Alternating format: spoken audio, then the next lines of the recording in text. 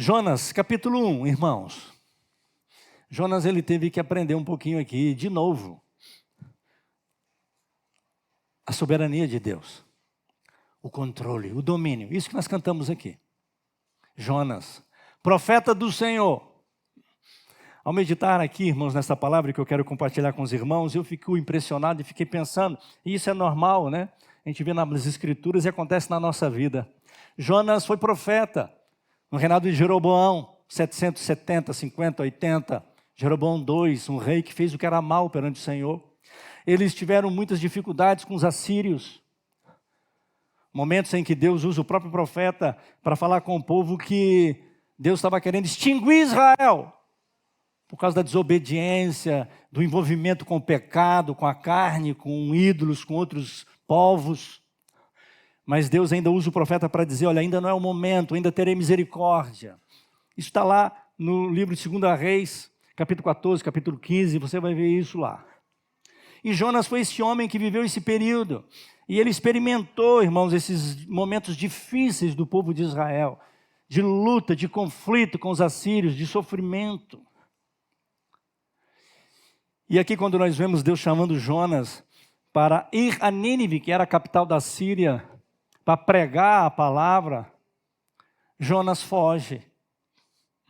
E aí isso me chama a atenção e eu fico pensando, como que pode um presbítero rejeitar o seu chamado? Um diácono não querer mais ser diácono? Um do ministério de música, do louvor, não querer mais? Deus está mandando cantar, está mandando tocar, está mandando servir, ele não quer mais. Deus está chamando o diácono para servir, ele não quer mais. Deus está chamando o presbítero, ele não quer mais. Acontece com pastores também, que às vezes não querem mais. E o que leva eles a dizerem não para Deus? Quando Deus os chama para fazer alguma coisa. Aconteceu isso com Jonas, profeta do Senhor. Jonas, vá a Nínive.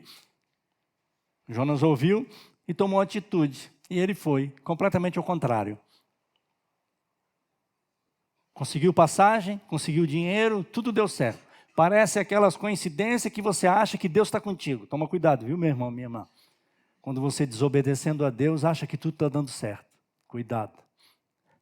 Jonas achou que estava dando tudo certo. O dinheiro deu para comprar passagem. Para ir para Tarsis, direção hoje Espanha. 1 ano de viagem. Jonas estava dizendo assim, me esquece. Não dá para me servir mais não, esquece.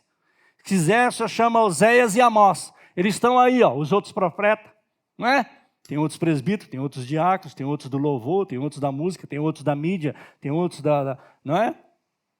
Deus chama outro. E aí tudo dá certo na vida de Jonas, porque ele arruma dinheiro, ele compra passagem, ele encontra um navio, irmãos. Opa, Deus está comigo. E a Bíblia diz que ele foge. Parece que estava dando certo, né? Parece. Tem gente que até hoje ainda acredita em livre-arbítrio. Tomara que aqui não tenha ninguém que cometa essa heresia e fale isso. Não confunda liberdade de escolha, de decisões que você tem e você é responsável por elas. Mas livre-arbítrio ninguém tem. Adão teve, perdeu. Perdeu, viu? Não, porque nós temos livre-arbítrio. Ah, é? Arrisca então. Deus está te chamando e arrisca então. Vai dizendo não. Vai resistindo. Até onde você vai chegar? Não sei. Jonas, no capítulo 1, diz assim a palavra. Vou ler só os 4 primeiros versículos. Diz assim a palavra. Veio a palavra do Senhor a Jonas, filho de Amitai, dizendo, dispõe-te, vai à grande cidade de Nínive e clama contra ela, porque a sua malícia subiu até mim. Jonas se dispôs, mas para fugir da presença do Senhor para Tarsis. E tendo descido a Jope, achou um navio que ia para Tarsis. Pagou, pois, a sua passagem e embarcou nele para ir com eles para Tarsis, para longe da presença do Senhor. Meu irmão, minha irmã, não fazer a vontade de Deus é estar longe do Senhor. é se distanciar do Senhor. Jonas se distancia do Senhor. Ele quer ir para longe do Senhor. É claro, Jonas aprendeu a lição e eu e você já podemos aprender também. Não tem como fugir de Deus. Se esconder de Deus. A palavra diz isso, né? Não importa, mais profundo abismo, mais alto céu, em qualquer buraco, caverna, onde quer que você esteja, não dá para se esconder ou fugir de Deus. Mas Jonas estava fugindo do chamado, do ministério, da obra, daquilo que ele precisava fazer. E quando eu falei aqui, irmãos, que às vezes a gente faz isso, e às vezes a gente acha que tem razão para isso. Eu disse certa feita para os irmãos aqui que não existe gente desviada, existe gente afastada, né? Depois da pandemia tem gente que até hoje não voltou para a igreja. Ele acha que é a igreja pela TV, até hoje. Não voltou. Mas não existe desviado. Não é possível aquele que teve uma experiência com Cristo, que foi convertido, que confessa Jesus como Senhor, que realmente de fato conheceu a salvação, o resgate do Senhor, o amor de Deus sobre a vida dele, ele agora dizer que não é mais. Eu disse aqui certa feita para os irmãos, não é possível. Eu te desafio aqui, você que está me ouvindo, você que está aqui, ó, a dizer hoje assim, ó, Neto, não quero mais ser crente. Desisti, Neto, de ser crente. Não aguento mais esses pastores, esses presbíteros, esses crentes. Eu agora não sou mais crente. Eu te desafio a você ameaçar, querer dizer que você consegue deixar de ser crente. Não existe isso. Não existe essa possibilidade. Ou você é do Senhor ou você não é. Você pode sim se afastar. Você pode até por algum motivo deixar a igreja, deixar ministério, deixar um monte de coisa. E se a gente for ouvir às vezes essas pessoas, a gente corre o risco de dar até razão. Pastor, não dá, pastor, não aguento mais. Tem muita coisa errada lá. Pastor é assim, os presbíteros são assados, irmão. E aquele louvor então? Ah, não dá para mim não. Aí dependendo do que você ouve, você, puxa vida, eu acho que nem eu ficava. Você não fala não, você pensa. Eu acho que sendo a igreja assim, eu acho que nem eu ficava. E a gente começa às vezes a conjecturar e achando que ele tem razão, que ele está certo, que é um motivo. Jonas, irmãos, ele aqui tinha um motivo. Jonas não admitia pregar para Nínive. Por quê? Porque Jonas sabia que Deus poderia ouvir o clamor dele se ele se arrependesse. O texto nos mostra lá no capítulo seguinte, quando Deus pergunta para Jonas, Jonas fica chateado porque Jonas vai e prega correndo, prega com raiva. Ele obedece, mas ele vai contrariado, mas ele foi forçado aí, não é? E ele prega correndo, diz a Bíblia, Nínive vai ser destruída, Nínive vai ser destruída. Só que eles se arrependem. A Bíblia diz que o rei, o povo todo, mais de 120 mil pessoas, inclusive o boi, a vaca, o bezerro, o terneiro, o bode, os carneiros, jejuaram. Se humilharam diante do Senhor e clamaram. E aí Deus o que fez? Não destruiu Nínive. E aí Jonas fala, tá vendo? Eu sabia, por isso que eu não queria ir. Eu sabia, porque se eu fosse, o Senhor ia ainda perdoar aquele pessoal. Porque os assírios, como eu disse ainda há pouco, trouxe muito sofrimento ao povo de Israel. E Jonas viveu aquilo tudo naquele período. Jonas não admitia ver aquele pessoal, que para ele era um pessoal mau, perverso, convertido. E o pedido de Deus aqui era a mesma coisa que chegar para o israelita, dizer para ele ir lá e pregar para os iraquianos. Com medo do que eles se convertam. Eles não querem, só não estão vendo a briga lá, a guerra. Não, eles querem que Deus destrua. Então Jonas, se a gente for olhar aqui, puxa vida, até que o argumento de Jonas era razoável, afinal de contas, poxa, eu vou lá pregar para um povo que nos fazia mal, que nos oprimiram, que nos saquearam, que trouxeram tanto problema, agora eu tenho que ir lá pregar para eles, correndo o risco deles converter e Deus ainda perdoar. Jonas não queria ir. Só que Jonas aprende aqui e Deus ensina Jonas que os pensamentos de Jonas e a vontade de Jonas não é de Deus. Nós não entendemos, muitas vezes não sabemos o que Deus está fazendo. Eu vi um testemunho essa semana no seminário que eu estava, naquele momento de compartilhar, de conversar e falando de igrejas e de ministérios, e aí o irmão falando de experiência que teve em algumas igrejas, por exemplo, que o irmão começou a fazer um tipo de trabalho e começou a se converter gente e começou a vir à igreja. E aí a igreja não queria aceitar esse pessoal dentro da igreja. Porque eram ex isso, ex aquilo outro. E aí a liderança da igreja, os irmãos falaram assim, mas cara, eu não estou me entendendo, vocês queriam que quem que viesse para a igreja? Se não são os pecadores, se não são os tatuados, os pierçados, as prostitutas, os bombados. E às vezes é uma coisa para analisar, né? Como que a Casa de Pedra vai reagir quando daqui uns dias começar a entrar aqui os tatuados, os brincos, os piercings? Eu estou falando é as pessoas que vão entrar aqui assim.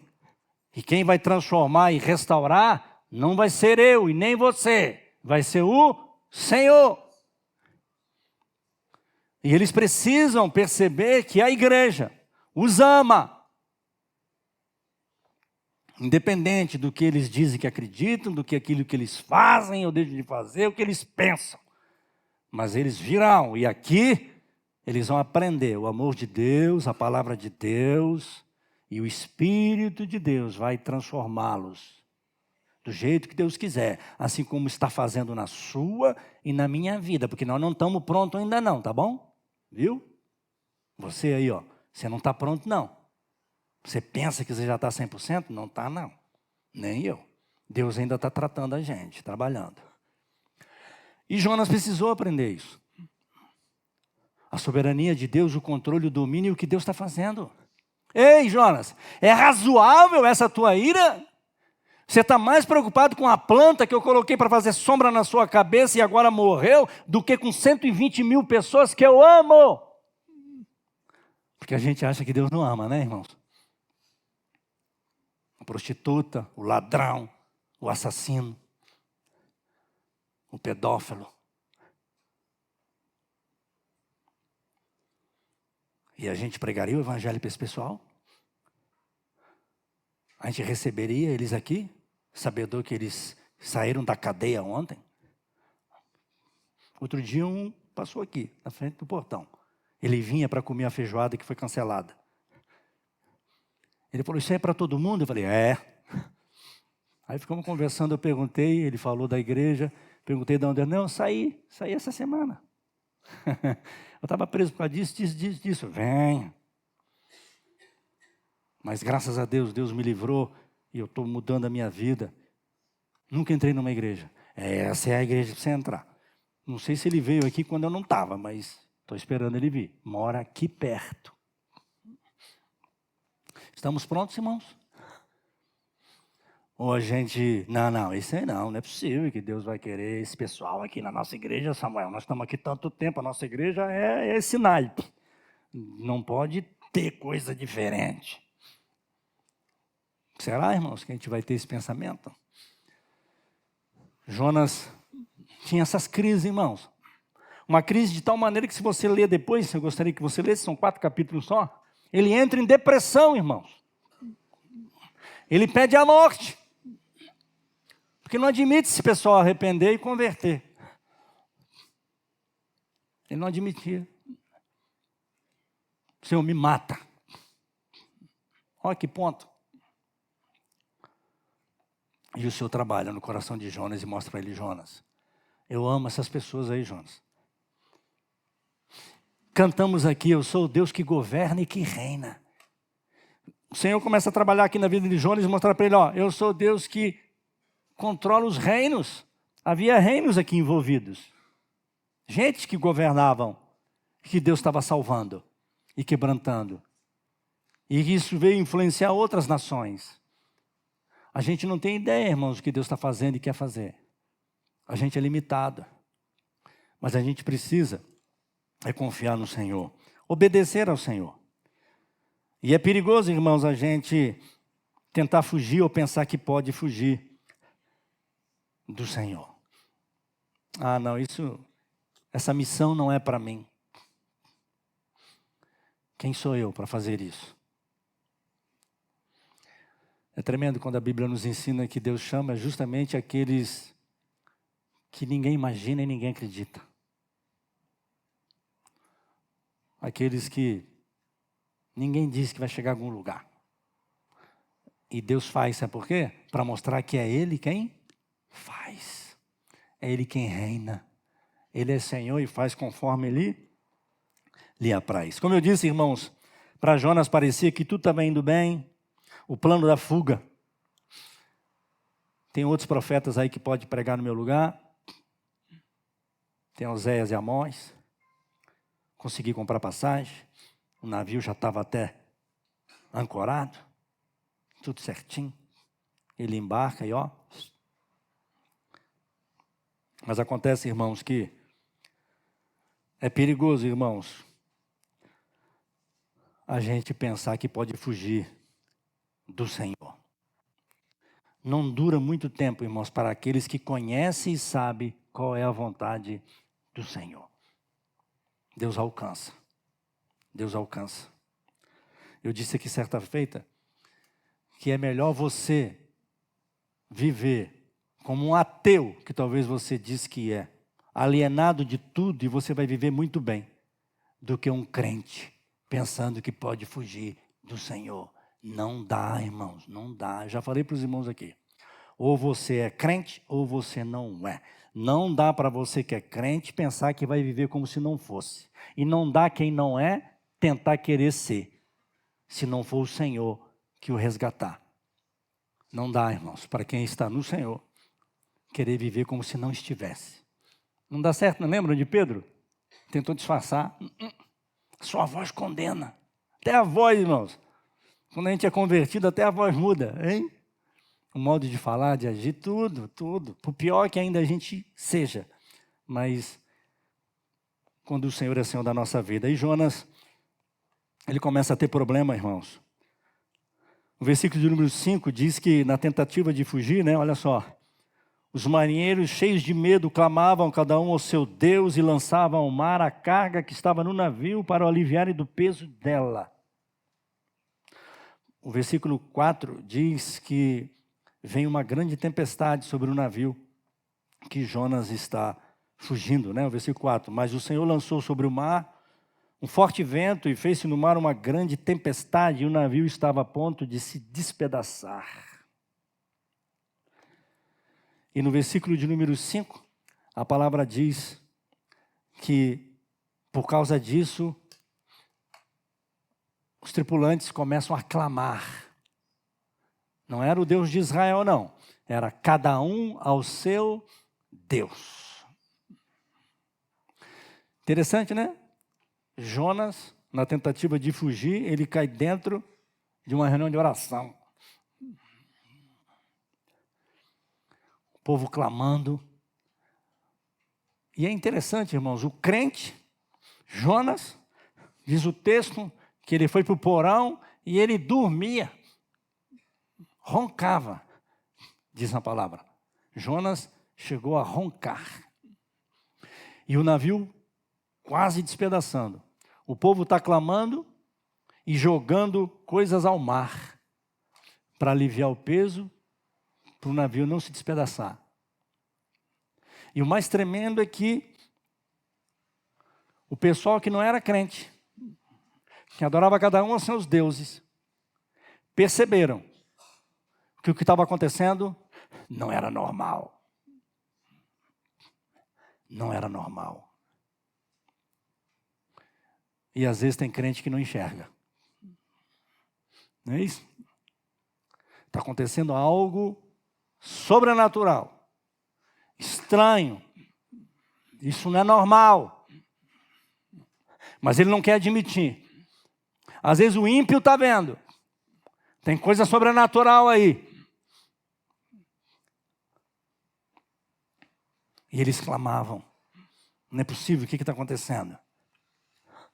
E a Bíblia diz que eles lançam sorte. Eles buscam e tentam descobrir de alguma forma qual o problema. O que tem de errado aqui no navio? Quem que está com maldição aqui para estar acontecendo isso? E o texto diz, é Jonas. A resposta foi, o problema é Jonas. E ele roncando, dormindo. Aí o acordaram, ei, quem é você? O que você faz para estar acontecendo isso? Nós vamos morrer. Ele respondeu quem ele era.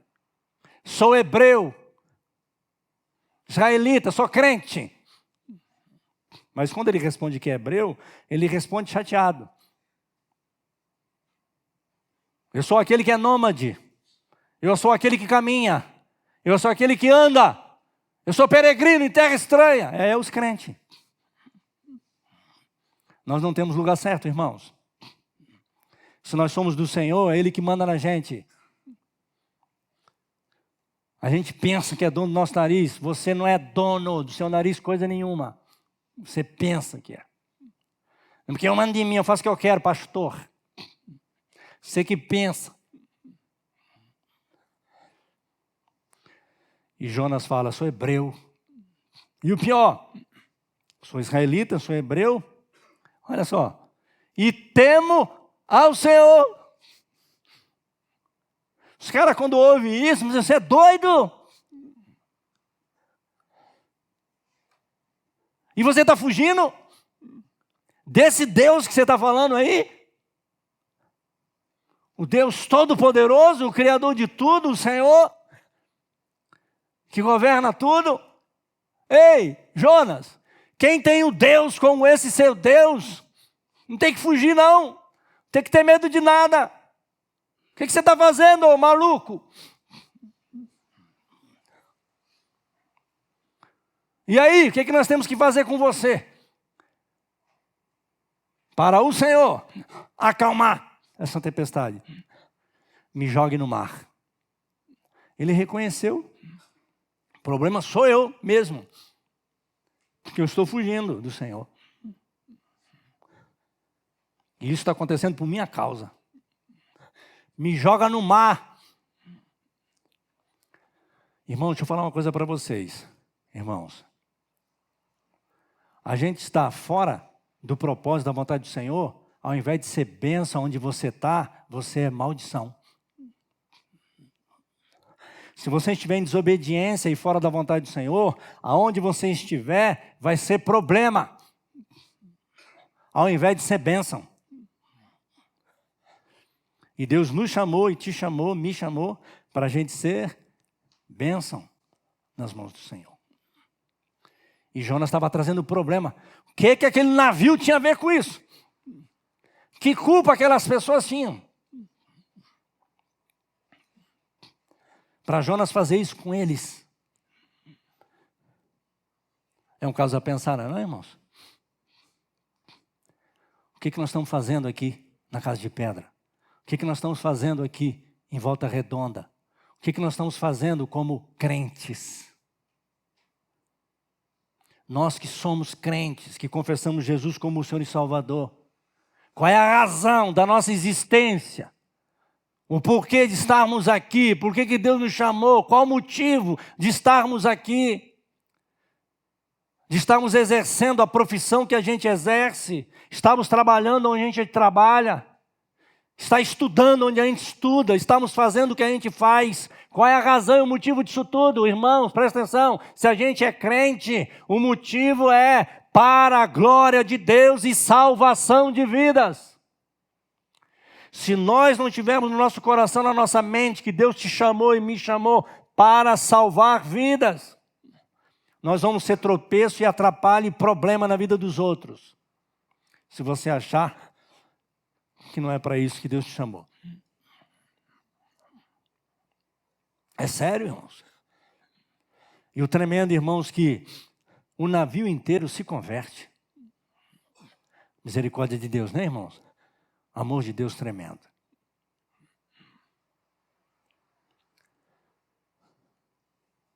Jonas reconhece pode me lançar no mar. O mar se acalma, todo mundo lá se converte, porque eles reconhecem e confessam o Senhor como Deus deles agora. O navio todinho. E alguns comentários dizem que é possível que esse navio, depois que Jonas é jogado ao mar e o grande peixe o engole, alguns comentaristas dizem que é possível que o navio ficou por ali ainda, e eles viram quando Jonas ficou 3 dias debaixo do mar, e quando ele foi lançado na praia. Porque isso foi divulgado e foi contado e falado para outros lugares. Jesus mesmo, ele fala sobre isso, não é? Dá o exemplo de Jonas comparando com o que aconteceria com ele. 3 dias e ele ressuscitaria. Aí Jonas, ele se propõe então a ir e pregar. Do que nós estamos fugindo, irmãos? Qual o motivo? Você não está fazendo o que era para estar fazendo. Por quê? Você tem relutado e resistido à vontade de Deus para a sua vida. É porque te criticaram? Falaram mal de você? Foram contra? Te prejudicaram? Tiraram alguma coisa de você? Trouxeram danos para a sua vida? Esse era o problema de Jonas. E o problema de muitos hoje, que esqueceram qual que é a nossa missão e o nosso papel. E lembram do texto que eu usei para contrição? Eu e você precisamos entender a obra de Jesus Cristo e Paulo nos chama a imitar. Ei, esvazie-se. Esvazie-se. Reconheça que você não é nada. Sem Ele não é nada. E que Deus amou, nos amou e amou o mundo, de tal maneira, que deu seu próprio Filho. O Senhor veio e morreu, irmãos, pelo adúltero, pela prostituta, pelo ladrão, pelo mentiroso. Morreu pelos pecadores. Todos pecaram e destituídos estão da glória de Deus. Deus nos amou, irmãos. E Deus espera que a gente ame. Mas a gente é orgulhoso. A gente é soberbo. A gente não ama. A gente não perdoa. A gente quer que morra. Por isso que eu falei, nosso coração precisa ser quebrantado. O próprio Deus se fez carne e se humilhou, tomando forma humana. E foi até a morte, morte de cruz. Ele foi humilhado, zombado, mentiram contra ele. E a Bíblia diz que ele não abriu a boca. É esse o motivo?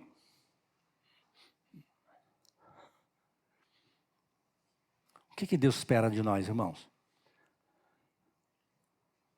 Deus quer salvar essas pessoas. Nós precisamos olhar com um olhar de misericórdia. Ele é justo juiz. Ele vai tratar. Mas a gente precisa amar e ter misericórdia. É fácil? Claro que não é, irmãos. É preciso estar em Cristo. É preciso estar em Cristo. É preciso estar cheio do Espírito Santo de Deus. É preciso estar cheio da graça, do amor de Deus para conseguir fazer isso. Não é, não? Nós por nós mesmos, irmãos. Ninguém merece nada. Só a gente. Como pode? Deus tem misericórdia desse aí. Como pode Deus? É, irmãos, assim mesmo, lá dentro do nosso coração. Mas o Senhor ensinou a Jonas aqui que Deus ama, que há lugar para quebrantamento e arrependimento. Deus conhece o coração, irmãos. Seja lá quem for. Quem sabe a gente possa orar aqui agora de alguém que você lembre que tem causado ou causou tanto dano e a gente acha que Deus não pode converter. Tem gente que acha que Lula não pode converter. Eu falei que não ia mexer com isso.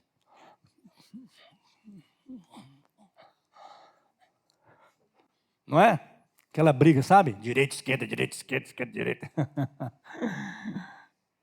Né? Vamos supor que aqui é tudo direita. Se apareceu esquerda ali. Os irmãos se lembram na época da política? Que tristeza, crente brigando por causa disso. Famílias, gente passou a ter dificuldade de conversar um com o outro por causa de política, defendendo partidos. Já pensou se esses crentes fossem crentes de verdade e defendesse Jesus e o Evangelho ao invés do partido? Que coisa extraordinária, irmão. Quantas almas talvez estariam se rendendo aos pés do Senhor. Mas não.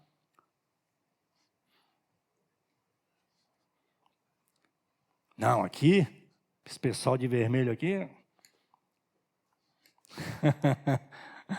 Ou verde e amarelo, sei lá. Hein? Não estou aqui querendo saber nada disso. Mas foi isso que a gente viu aí esses dias atrás, não viu? E os crentes brigando. E aí a gente fica pensando, cadê Jesus nessas pessoas? O amor de Deus. Porque Deus nos chamou, irmãos, foi para proclamar a palavra, pregar o evangelho. Não foi para ficar discutindo e brigando por causa disso. É claro que isso tudo nós estamos inseridos e temos responsabilidades também. Mas a nossa briga é com o pecado. E a nossa pregação é o evangelho. Proclamar o reino de Deus e mostrar que Jesus é o Senhor. E Ele é Senhor do vermelho e verde e amarelo. E o que Deus está fazendo e vai fazer, o papel nosso é orar. Não é isso, irmãos? Muitos já vieram falar comigo, pastor, eu não consigo orar por essa liderança. Tanto anterior quanto essa, ou qualquer outra. Tem gente que cria coisa, pastor, eu não consigo orar. Mas Deus te mandou orar. Orar por aqueles que governam. Os irmãos estão entendendo o que eu estou falando? Por isso que eu comecei, no meio do culto, no momento de contrição, chamar a minha e a sua atenção. Quebrantamento, irmãos. Nos esvaziarmos de nós mesmos, daquilo que a gente acha, daquilo que a gente pensa, e buscar a vontade do Senhor. Vontade do Senhor. Para que sejamos bênção. Bênção, onde quer que a gente esteja. Às vezes até sem dizer nada. Já pensou? Jonas quieto, roncando, dormindo. Quase que acabou com o navio todo. Mas acabou sendo bênção. Salvação do navio inteiro. Irmãos, que tremendo, hein, irmãos?